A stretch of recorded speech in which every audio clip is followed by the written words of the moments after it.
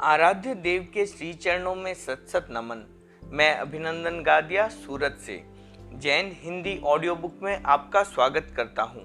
अगर आप इस चैनल पर नए हैं तो इसे सब्सक्राइब कर दीजिए और बेल आइकन प्रेस कर दीजिए, जिससे चैनल के नोटिफिकेशन आपको रेगुलर मिलते रहें। कल के अध्याय में हमने सुना था किसने जयाचार्य से कहा, आप हमें फिर से तुलसी की माला पकड़ा दे। जयाचार्य की मालव यात्रा, कैसे जयाचार्य जी ने प्राचीन पद्धतियों का नवीनीकरण किया और उसकी क्या प्रतिक्रिया हुई। आचार्य जयाचार्य श्री की दूरदर्शिता, पुस्तकों का साधिकीकरण का कार्य। जयाचार्य के समय संघ में पुस्तकों की उपलब्धता की क्या स्थिति थी। जयाचार्य श्री ने साधुओं के साथ कैसे करार किए। जयाचार्य जी ने सभी साधुओं को क्यों पूछा, पुस्तकें किसकी हैं। पुस्तकों पर कैसे मुद्रांकन किया गया। एक कार्य से अनेक लाभ का प्रसंग। अब आगे तेरापंथ का इतिहास। शासन गौरव मुनि बुद्धमल जी। प्रकाशक जैन श्वेतांबर तेरापंथी महासभा। पंचम परिच्छेद श्री जयाचार्य। दूसरा, गाथा प्रणाली, एक आशंका। पुस्तकों के सांधिकीकरण द्वारा संघ की स्वाध्याय संबंधी अनेक आवश्यकताओं को पूरा किया गया था, किंतु उससे एक नई समस्या उत्पन्न होने की आशंका भी थी।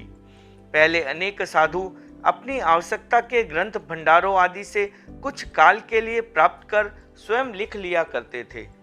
पुस्तकों पर से अधिकार हट जाने के पश्चात उनके उत्साह में कमी हो जाने की आशंका भी थी। यह चिंतन उभर सकता था कि अब लिखना व्यर्थ है, क्योंकि स्वयं द्वारा लिखे जाने पर भी वह ग्रंथ उनका न होकर संघ का ही होगा। आचार्य आवश्यकता होने पर उसे किसी दूसरे को भी दे सकेंगे। उक्त भावना के द्वारा लिपिकों की संख्या कहीं कम न हो जाए, अतः उस संभावित समस्या का समाधान शीघ्र ही खोजना आवश्यक था। लिपि सुधार। जयाचार्य जब लिपिकों के स्थायी आकर्षण का आधार खोज रहे थे, तब अचानक उनका ध्यान लिपि सुधार की तरफ भी गया। उन्होंने अनेक प्राचीन प्रतियों के बड़े ही सुंदर अक्षर देखे थे, पर साधुजनों में वैसे सुंदर अक्षर लिखने वालों का अभाव सा था। साधारण अक्षर और अशुद्धि बहुल लिखने वाले व्यक्ति केवल संघ में पुस्तकों का भार ही बढ़ा सकते थे। जयाचार्य चाहते थे कि मुनिजनों में सुंदर अक्षर लिखने वाले हो। उसके लिए लिपिकर्ताओं पर कुछ ऐसा भावनात्मक दबाव देना आवश्यक था कि जिससे वे अपने अक्षरों को सुधारने के लिए स्वतः प्रेरित हो। लिपि सुधार के उस कार्यक्रम में पहल जयाचार्य ने अपने ही अक्षर सुधारने का निश्चय किया। संघ में भगवती की एक प्राचीन प्रति बहुत सुंदर अक्षरों में लिखी हुई थी। वे उसे ही मानक मानकर अपने अक्षर उसके अनुरूप करने के प्रयास में लग गए। उस प्रति के अक्षरों को देख देख कर उन्होंने कुछ ही दिनों में अपने अक्षरों में इतना सुधार कर लिया कि उनकी उस समय से पूर्व लिखित प्रतियों तथा उसके पश्चात लिखी गई प्रतियों में लिपिकर्ता के एकत्व की कल्पना करना भी कठिन हो गया। इस तरह अपने अक्षरों को सुधार लेने के पश्चात उन्होंने अन्य साधुओं को भी लिपि सुधार के लिए प्रोत्साहित करना प्रारंभ किया। साधुओं का धन, लिखने का परिश्रम आखिर किस प्रेरणा के आधार पर स्थित किया जाए। उक्त समस्या का समाधान उन्होंने एक नए रूप में ही खोज निकाला। उन्होंने सोचा, जिस प्रकार ज्ञान तथा तपस्या को साधुओं का धन माना जाता है, उसी प्रकार लिपि कार्य के श्रम को भी क्यों न उनका धन गिन लिया जाए। उसका संबंध ज्ञान और तपस्या दोनों से ही है। ज्ञान का जहाँ वहाँ एक उत्कृष्ट साधन है, वहाँ मनोयोग की एकाग्रता का उत्तम साधन एवं सत्क्रिया होने के कारण तपस्या के अंतर्गत भी आ जाता है। इस प्रकार उसे साधु का धन मानने में कोई आपत्ति नहीं हो सकती। जयाचार्य के उक्त चिंतन ने जब कार्य रूप ग्रहण किया, तब वह गाथा प्रणाली के नाम से प्रसिद्ध हुआ। वस्तुतः उसे अकिंचन साधुओं की एक अभूतपूर्व अर्थ प्रणाली कहा जाए तो कोई अतिशयोक्ति नहीं होगी। गाथा शब्द शास्त्रीय है और एक पद विशेष का द्योतक है। परंतु जयाचार्य ने उसे 32 अक्षर प्रमाण गद्य लेखन तथा किसी भी एक पद्य लेखन के अर्थ में प्रयुक्त किया है। उन्होंने गाथा प्रणाली को प्रचलित करते हुए यह स्थापना की कि जो साधु जितनी गाथाएं लिखेगा वे उसकी जमा कर ली जाएगी, परंतु लिपिकर्ता के अक्षर तथा लेख्य ग्रंथ पहले से आचार्य द्वारा स्वीकृत होने चाहिए। अग्रगामियों पर कर। गाथा प्रणाली चालू कर देने पर भी जयाचार्य के सामने ये समस्या थी कि कोई क्यों उन गाथाओं को एकत्रित करने का प्रयास करेगा। अनुपयोगी वस्तु को संग्रहित करने की किसी की इच्छा होगी भी तो क्यों। आखिर उन्होंने उसमें उपयोगिता उत्पन्न करने के लिए कुछ उपाय खोजे। उनमें प्रथम तो यह था कि सब अग्रणी साधुओं पर उनके अग्रणी काल में प्रतिदिन 25 गाथाओं के हिसाब से कर लगा दिया। दूसरा यह था कि गाथाओं और कार्यों का संबंध जोड़ दिया। कोई भी साधु किसी वृद्ध या रोगी साधु की एक दिन सेवा करके 25 गाथाएं प्राप्त कर सकता है, अर्थात एक दिन की सेवा और 25 गाथाओं का लेखन, यह दोनों कार्य उस व्यवस्था में समकक्ष मान लिए गए। धीरे धीरे अन्य दैनिक कार्यों की भी गाथाओं के साथ समकक्षता बैठती गई। यद्यपि सेवा कार्य और गाथाओं की एक मर्यादित समकक्षता कर दी गई, पर इससे यह भय उत्पन्न होने की गुंजाइश नहीं छोड़ी गई कि किसी समय सभी साधुओं के पास पर्याप्त गाथाएं जमा हो जाएगी तो रोगी साधु की सेवा कौन करेगा। सेवा कार्य का महत्व गाथाओं से सदैव ऊपर समझा जाता रहा। उसके लिए यह पृथक नियम है कि वृद्ध एवं रोगी साधु की सेवा के लिए आचार्य किसी भी साधु को भेज सकते हैं। सेवा के लिए इनकार करने का किसी को भी अधिकार नहीं है।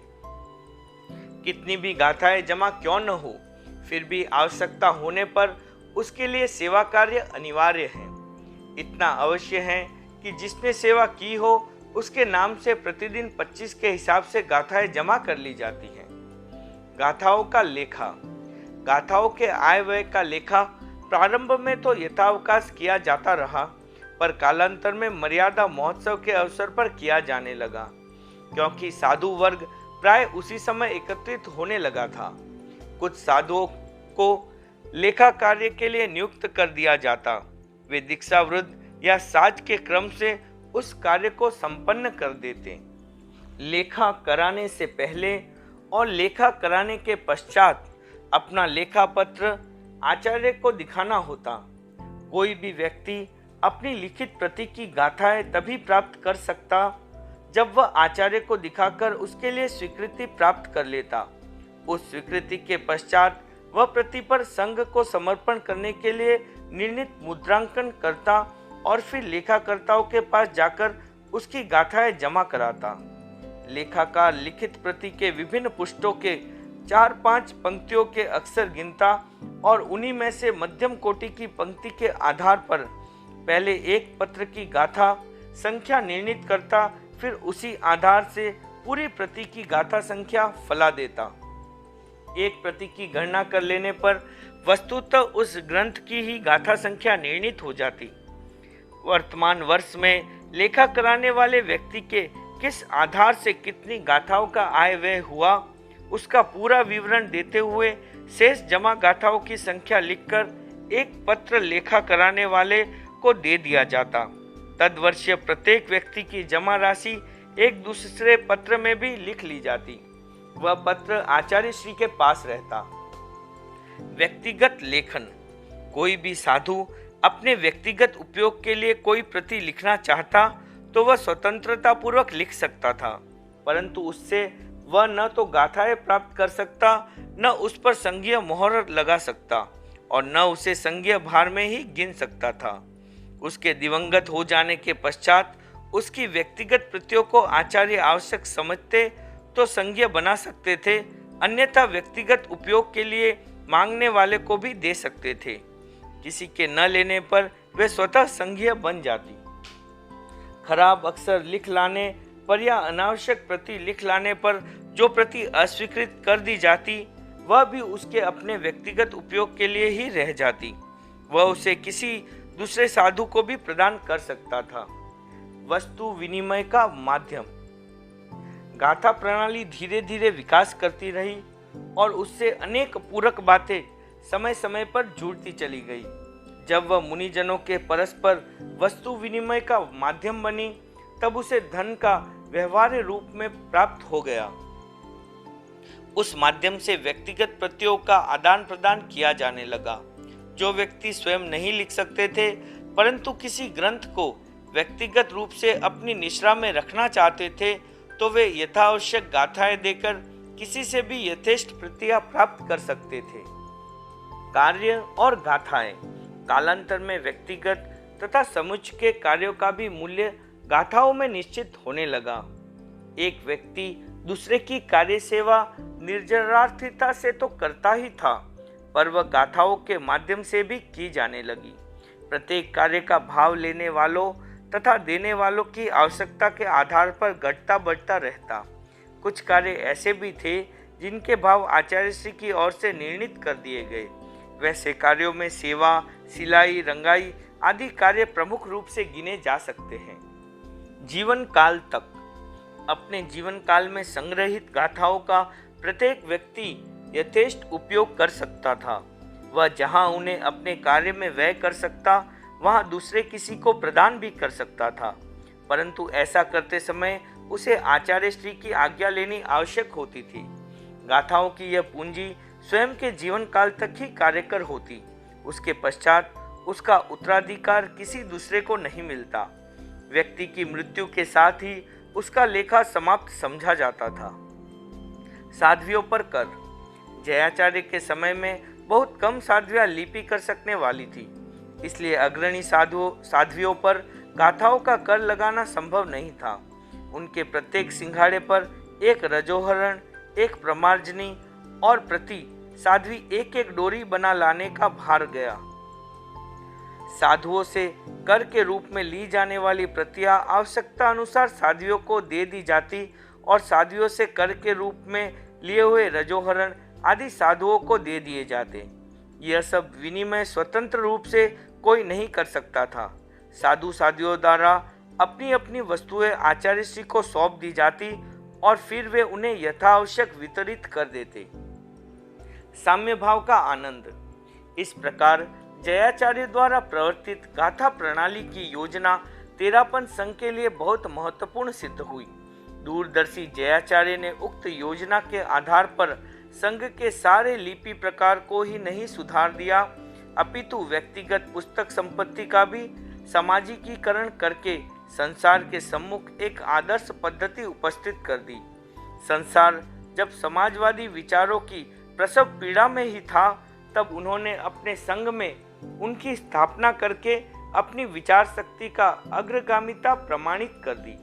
तेरापंथ ने उस योजना के द्वारा अच्छे लिपिकार, अच्छे ग्रंथ, अच्छा वितरण और वस्तु का अच्छा उपयोग प्राप्त किया। सबसे अधिक उसने उस योजना द्वारा साम्य भाव का आनंद प्राप्त किया। तीसरा, आहार संविभाग। प्रारंभिक रूप। आहार संविभाग के विषय में स्वामी जी के समय में भी पद्धति तो यही चालू थी कि थोड़ा या अधिक जितना भी आहार आया हो उसे सब बराबर बांटकर खा ले। पर उस समय प्रारंभिक अवस्था में साध्वियां कम थी और साधु अधिक। विद्वेष के कारण पूरा आहार मिल सकने की संभावनाएं कम रहती थी। अतः साधु तथा साध्वियों द्वारा गोचरी करके जो आहार लाया जाता वह स्वामी जी के सामने रख दिया जाता। साध्वियां कम थी, अतः उन्हें कम आहार की आवश्यकता पड़ती। गोचरी में प्राप्त आहार में जितना अधिक होता वह साधु अपने स्थान पर रख लेते और अवशिष्ट आहार साध्वियां अपने स्थान पर लाकर संविभाग करके अथवा मिलकर खा लेती। परिवर्तन की आवश्यकता।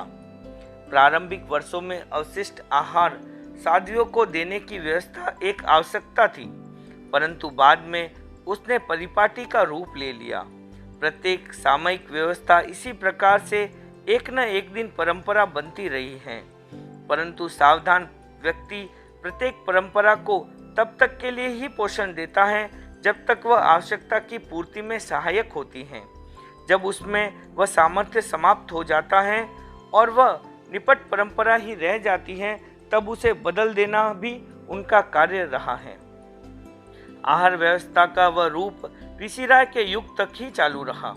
उस समय तक साधियों की संख्या साधुओं से कई अधिक हो चुकी थी, अतः पूर्व व्यवस्था में परिवर्तन की आवश्यकता अनुभूत की जाने लगी। अवशिष्ट आहार ग्रहण की पद्धति को संविभाग नहीं कहा जा सकता। जयाचार्य साम्य भाव के प्राण प्रतिष्ठापक थे। उनकी सूक्ष्म ग्रहणी दृष्टि से वह असाम्य कैसे ओझल रह सकता था। पुस्तकों आदि के साम्य की तरह वे उसमें भी साम्य लाना चाहते थे। अपने शासनकाल के प्रथम वर्ष में ही उन्होंने उस विषय पर चिंतन किया और संविभाग स्थापित करने के लिए सोचा। कवलानुसारी विभाग। संवत 1909 का चातुर्मास संपन्न कर जयाचार्य जयपुर से जोबनेर पधारे। वहां 67 ठाणे एकत्रित हुए। 1 महीना विराज कर वहां से किशनगढ़ पधारे। आहार संविभाग संबंधी अपनी योजना को उन्होंने वहीं से कार्य रूप में परिणित करने का निर्णय किया। आगम में पुरुष के लिए 32 कवल और स्त्री के लिए 28 कवल आहार परिपूर्ण बताया गया है। उसी आधार पर मर्यादा बनाकर साधु साधियों को बतलाया गया कि अब से जो आहार आए उसे प्रति साधु के लिए 32 कवल और प्रति साध्वी के लिए 28 कवल को इकाई मानकर विभक्त कर दिया जाए।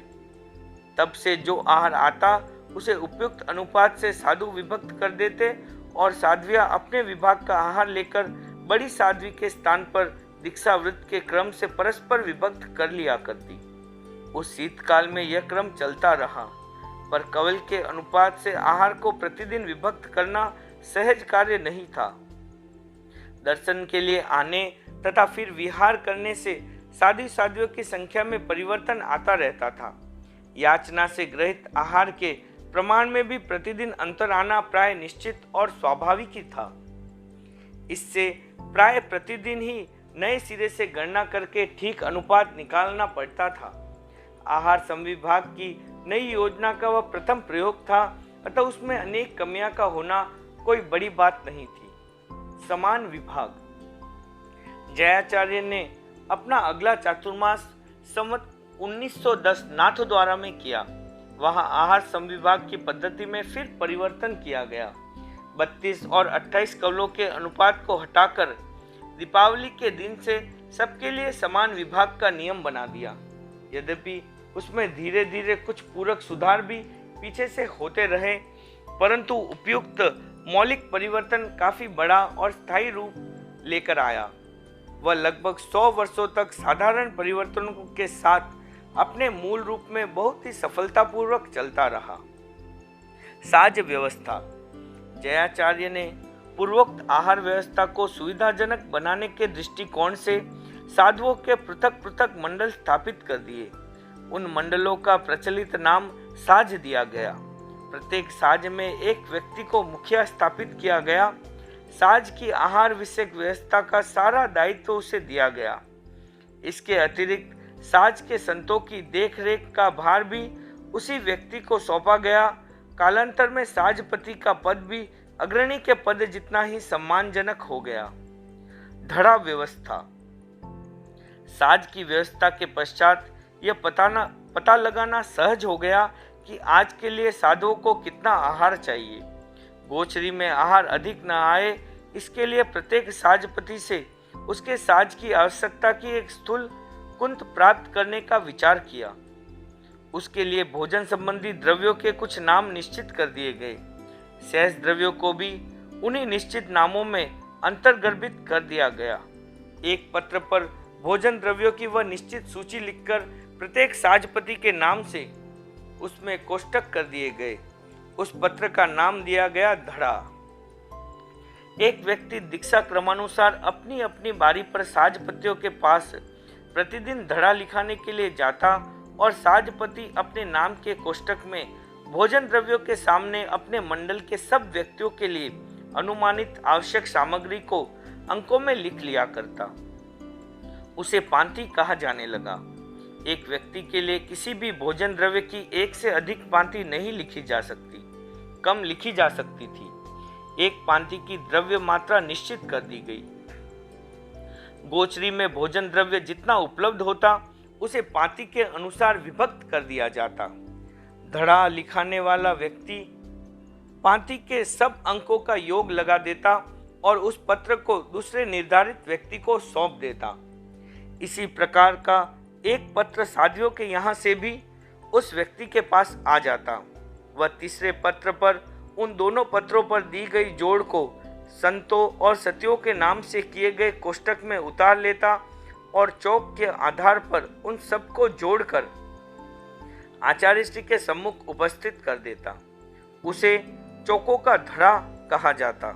यह सारा कार्य नियमतः गोचरी के समय से पहले पहले हो जाया करता।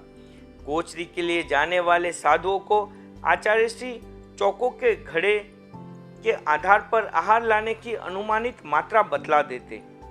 बांटने की व्यवस्था। गोचरी से आए हुए आहार का लिखित पाँति के आधार पर विभाग कर सब में बांट देने के लिए भी बारी बारी से 4 साधु नियुक्त रहते। वे प्रत्येक साधु की गोचरी के आहार को गिनते ताकि अधिक ले आने वालों को आगे के लिए सावधान किया जा सके। गोचरी के लिए गए हुए संत सतियों के आ जाने पर दीक्षावृद्ध साज के क्रम से पाँति रखानी प्रारंभ कर दी जाती। बांटना करने वालों के पास चौकों का धड़ा रहता और अपने अपने साँझों की पाँति देखने के लिए साधुओं के पास साधुओं का धड़ा और साध्वियों के पास साध्वियों का धड़ा रहा करता। पाँति रखाने का वह कार्य बहुत थोड़ी देर में संपन्न हो जाता। साधु साध्वियाँ अपने अपने साँझ की पाँतियों को अपने निर्धारित स्थानों पर ले जाकर आहार करते। बांटने की बारी वाले संत समुच्चय के उस स्थान को जहाँ सबके लिए आहार का संविभाग किया जाता साफ करने के बाद सबके पीछे आहार किया करते। टहुका संविभाग से प्राप्त आहार को अपने अपने स्थानों पर ले जाकर जब साधु साध्वियाँ भोजन करने बैठते तब प्रत्येक साज में एक व्यक्ति द्वारा उन्हें प्रतिदिन टहुका सुनाया जाता। वह संवत 1911 चैत्र शुक्ला 5 से वैशाख शुक्ला 10 तक प्रदत्त आचार्य जयाचार्य की मुख्यतः 10 विशेष शिक्षाओं का एक संकलन है। संविभाग की नई पद्धति में निष्ठा उत्पन्न करने तथा अन्य व्यवहारिक प्रशिक्षण प्रदान करने के उद्देश्य से वे शिक्षाएं दी गई और प्रतिदिन आहार के समय उनके वाचन का नियम बनाया गया। कोयल की ध्वनि को राजस्थानी भाषा में टहुको कहा जाता है। कोयल की कुहुक सदा से ही जनमानस को अतिशय प्रभावित करती रही है। शायद उन शिक्षाओं का टहुका नामकरण करने में जयाचार्य का यही आशय रहा कि वे भी श्रवण वृंद को कोयल की कुहुक के समान ही मधुर और प्रणीत करने वाली होगी। कुछ समय तक टहुके का वाचन क्रम यथाविधि चलता रहा।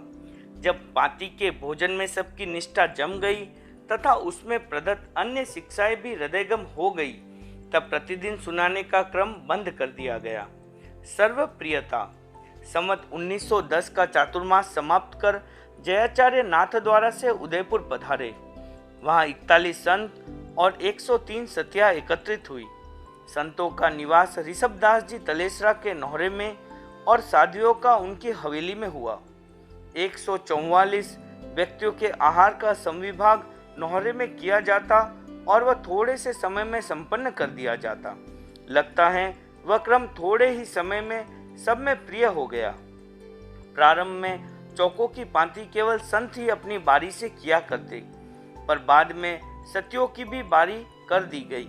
सतियों की बारी कब से प्रारंभ हुई इसका कहीं उल्लेख देखने में नहीं आया, पर वह शीघ्र ही प्रारंभ हो गई थी ऐसी अनुश्रुति है।